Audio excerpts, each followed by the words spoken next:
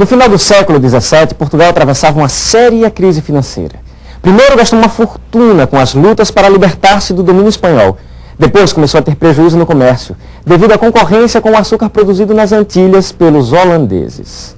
A corte portuguesa não tinha ideia de como superar essa crise, nem imaginava que a resposta, mais uma vez, viria das terras do Brasil.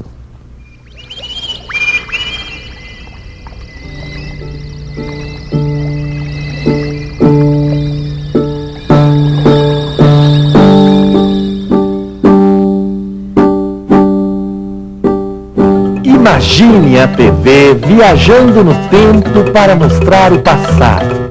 Imagine a vida, as pessoas, os sonhos de outras épocas. Imagine tudo isso como era há alguns séculos. 500 anos de Brasil Colônia na TV. Episódio 7, Fausto e Pobreza das Minas. Como pode uma palavra de 4 letras ser capaz de transformar a face de toda uma região para sempre? Em 1690, uma palavra destas ecoou pelas serras e riachos do sertão mineiro. Ouro! É ouro! É ouro!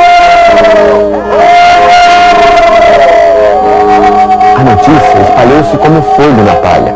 O ouro atraiu pessoas que vinham de toda a colônia e até da Europa. Vários povoados surgiram sempre nas piores condições possíveis. Estou rico, mas de que adianta? Neste fim de mundo só tem raízes para comer. Daria uma pepita de ouro por um pedaço de carne. Vai um calango assado! Churrasquinho de cobra! A comida era escassa, o acesso era complicado e não havia qualquer estrutura para comportar as pessoas. Somente a promessa de riqueza justificava o risco e o sofrimento. Essa esperança também despertou o interesse dos portugueses sobre o potencial daquela região. De Portugal fala Joaquim Vaz. Aqui todos estão comemorando, José. Os nobres acham que esse ouro é a saída para a crise financeira e já estão discutindo como vão fazer para ganhar uma parte de tanta riqueza. A colônia é nossa, o ouro é nosso, tudo ele totalmente nosso. Está doido, Manuel? Não pode ser assim. Vira a guerra. Desculpe, é que a situação está tão séria que eu me descontrolei. Cobraremos o imposto. A quinta parte de todo o ouro extraído. 1/5. Nem mais, nem menos. Essa história de quinto, acho tão pouco. Devia ser meio a meio. A gente começa com 1/5. Se eles ficarem calados, a gente vai aumentando depois.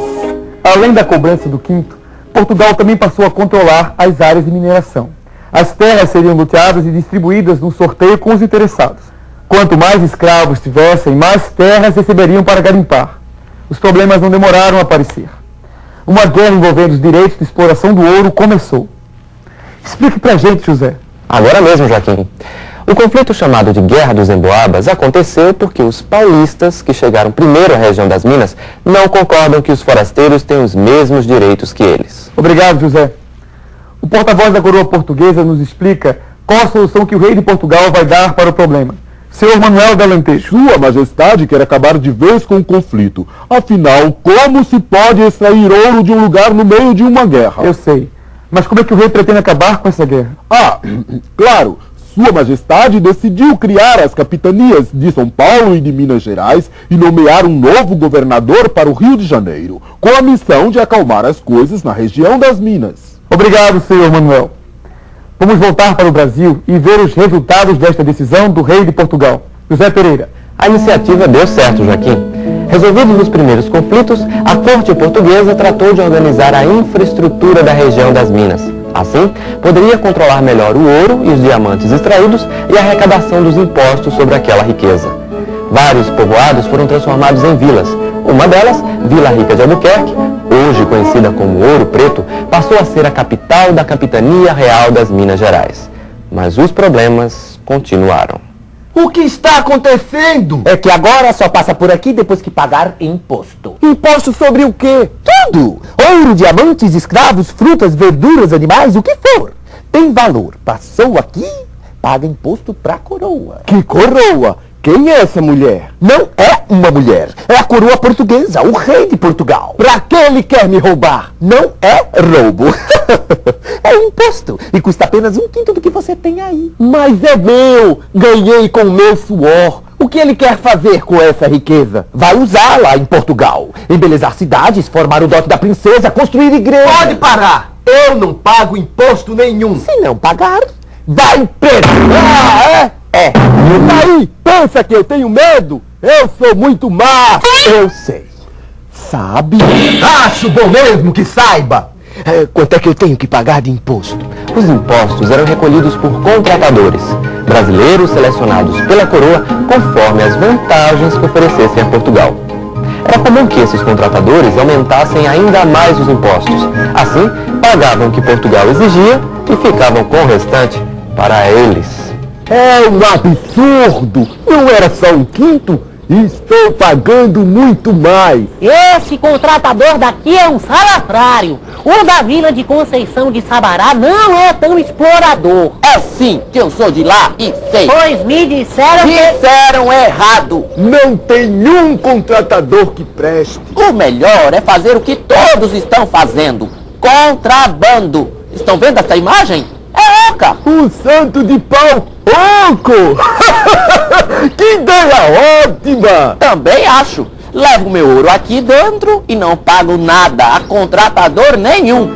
A sonegação aumentou. Eram comuns os caminhos pelo meio do mato feitos para desviar dos registros e passagens, que eram os locais onde se fazia a cobrança dos impostos. Até os padres, dos quais ninguém suspeitava, usavam as batinas para transportar contrabando. O mesmo se fazia com os negros, que levavam ouro em pó e pepitas miúdas escondidas nos cabelos. Gostou do meu cabelo? Levo 300 gramas de pepitas sem qualquer problema. Está lindo! E é tão discreto. Você acha?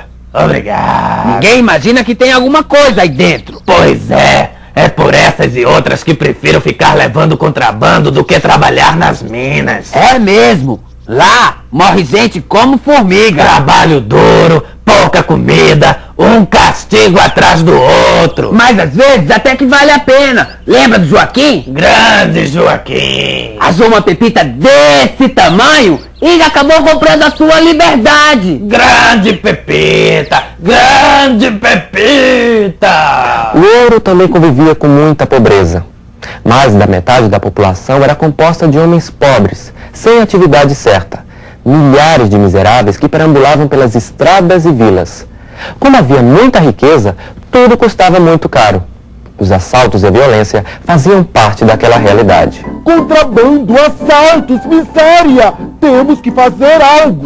Prenda todos os envolvidos. Todo mundo lá faz contrabando! Não há prisão que chegue! Quer um pedaço de queijo fundido? Isso! Boa ideia! Vamos fabricar queijo nas minas? É claro que não! Estou falando de ouro! Ouro fundido!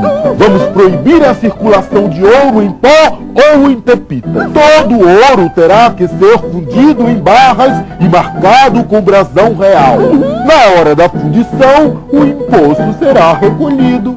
As casas de fundição provocaram revolta nos habitantes das Minas Gerais. Com a pressão de Portugal, muitas vilas chegaram a declarar sua dificuldade em pagar as cotas mínimas exigidas pela coroa. De nada adiantaram as queixas. O povo reagiu como pôde. Vai levar seu ouro pra casa de fundição? Eu não! Sai mais barato subornar os funcionários. E se pegarem a gente? Prefere pagar imposto? O ouro agora tem que ser em barra e com a marca da coroa portuguesa. Igual a esta? Olha só a bobagem dele! Perdeu 1/5! Não perdi coisa nenhuma. Esta aqui foi um amigo meu que falsificou. Se quiserem, ele faz igualzinho com o ouro de vocês. É nessas horas que eu gosto de ser faiscador. Sempre arranjo um jeitinho de não pagar imposto. Os faiscadores e grupiaras eram mineradores sem terra. Trabalhavam sozinhos, nos córregos e riachos. Por serem numerosos, era difícil controlar os resultados de sua atividade.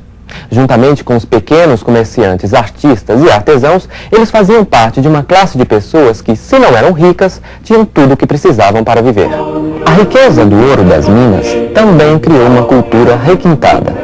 Isso se revelava na arquitetura, na pintura e na música, através de artistas locais, como o escultor Antônio Francisco Lisboa, o Aleijadinho, o pintor Manuel da Costa Ataíde e o compositor de música sacra José Joaquim Américo Lobo de Mesquita.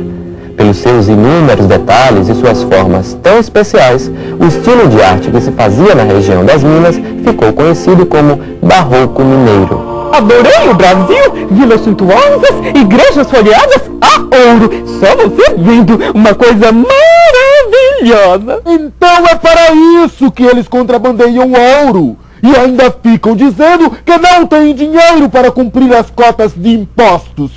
Pois vamos pressioná-los para que paguem o que devem. Quanto mais a coroa pressiona para garantir o pagamento dos impostos, mais a população reage. No Brasil chegam notícias sobre revoltas populares em muitas vilas das Minas Gerais. A mais séria aconteceu em Vila Rica. Ali, sob a liderança do português Felipe dos Santos, os moradores resistiram por 10 dias contra as forças coloniais. Foram necessários reforços para acabar com o levante. É com você, José. As tropas conseguiram prender todos os envolvidos. Felipe dos Santos foi condenado à morte. Pretendem usá-lo como exemplo para que revoltas desse tipo não se repitam mais. Ele deverá ser colocado num barril cheio de pregos que será tampado e jogado numa ladeira. Depois será esquartejado e os pedaços do seu corpo colocados em locais bem visíveis. Se precisa tudo isso, basta enforcar ou dar um tiro e pronto. Isto não é apenas uma execução, governador. É um espetáculo de exemplo, um grande suplício com muita dor e muito sangue. Afinal, as pessoas têm que ficar com medo, muito medo de fazer o que Felipe dos Santos fez. E ficarão, certamente. Se confiar no meu trabalho, pode tomar as providências. Que ótimo! Quer dizer, agora mesmo, senhor, com licença. A violenta execução de Felipe dos Santos assustou os moradores de Vila Rica. Isso, porém, não bastou para encerrar a luta contra os impostos abusivos, cobrados em nome da coroa portuguesa. No próximo episódio, conheça os detalhes da conspiração mineira que quase conseguiu fazer o Brasil independente de Portugal.